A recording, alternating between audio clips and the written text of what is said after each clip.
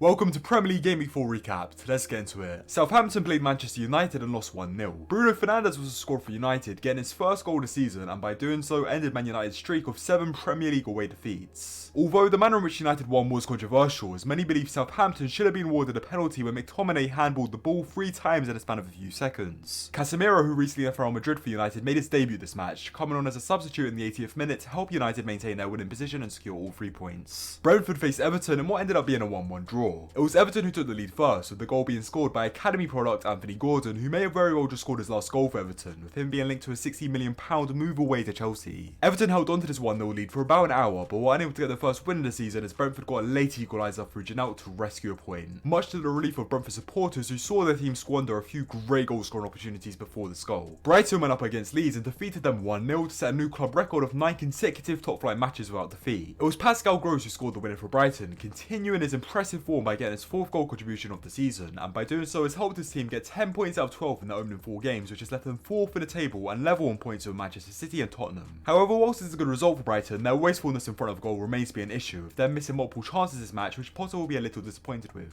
Leeds manager Jesse Marsch will be feeling even more disappointed, however, as after his team's impressive 3-0 win versus Chelsea last week, they were second best for the majority of this match and left with 0 points. Chelsea played Leicester and won 2-1 to bounce back from their 3-0 defeat last week. Chelsea were the dominant side from the first kick of the game, but a double yellow resulted in Gallagher being sent off just before the half an hour mark through a spanner in the works. Chelsea didn't allow this send off to ruin their game though, and just after the second half started, summer signing Raheem Sterling scored his first goal for his new club to put them in front, and just 16 minutes after his first goal, Sterling doubled Chelsea's lead.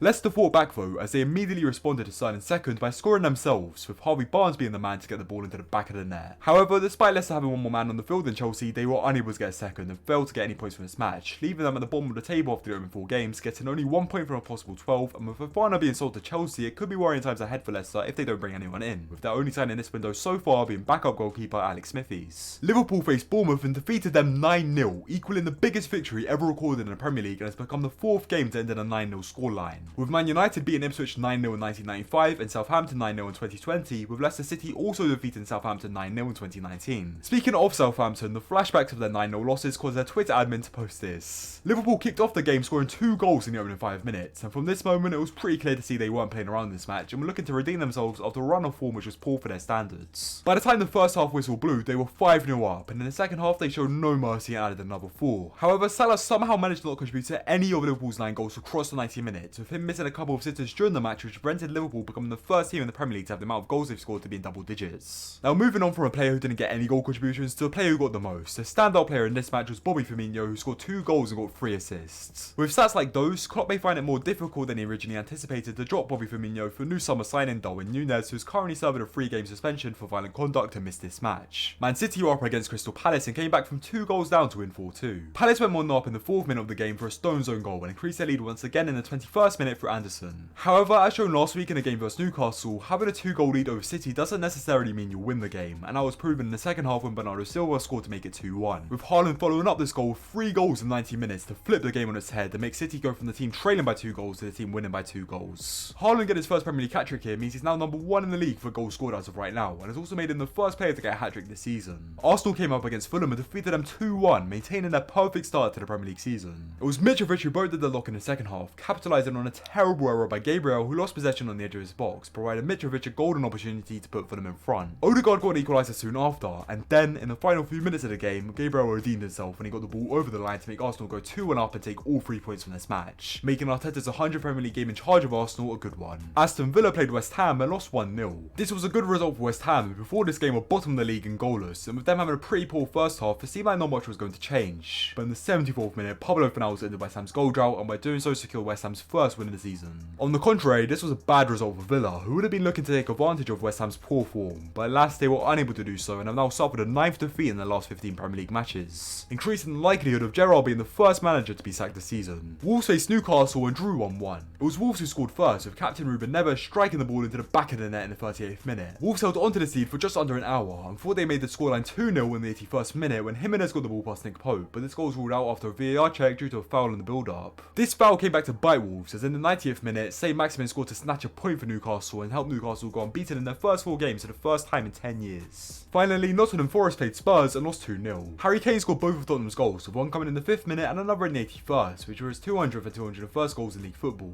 He had a chance to walk away with a hat-trick this game, and Spurs awarded a penalty early on in the second half, but goalkeeper Dean Henderson denied Kane from the spot to prevent the scoreline becoming worse for Forest. And this was Henderson's second penalty save so far this season. Anyway, that is Premier League Gameweek 4 recapped. If you made it this far and you enjoyed the video, be sure to leave a like and subscribe if you haven't already, and whilst you're at, comment down your opinions on any of the matches that happened this game week. With that being said, have a good one guys. See ya.